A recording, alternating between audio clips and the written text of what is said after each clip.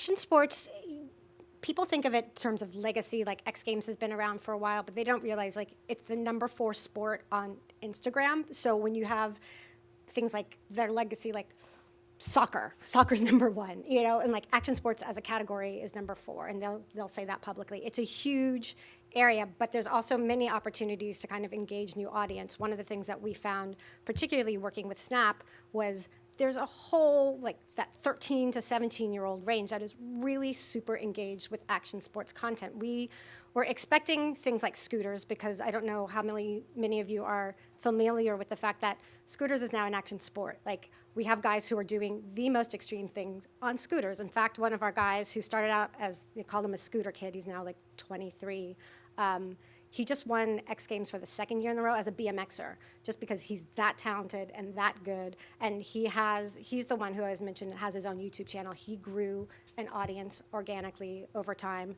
and the kids have come up with him. And so being in Snap, a place where obviously like kids are engaged on YouTube, kids are engaged on Snap, you see the opportunity for audience there, and you see that things that were unexpected were, we knew scooter was going to do well, BMX was going to do well, because historically those are things that younger kids are already kind of working with. What we didn't expect was we launched a show around, we called them Nitro Machines, so people showing their dirt bikes, showing stuff.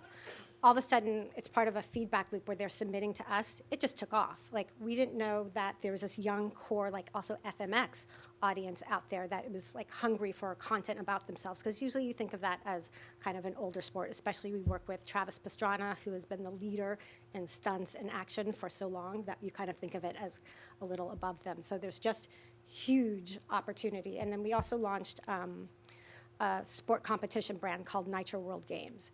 And in that, again, we kind of looked at where can we develop new audience. And action sports, traditional action sports did poo-poo scooters at first. So initially we had a broadcast deal for Nitro World Games, I think the first year I came on like 3 or 4 years ago. But what we did was we just like, hey, we're gonna broadcast the scooter events on Facebook Live.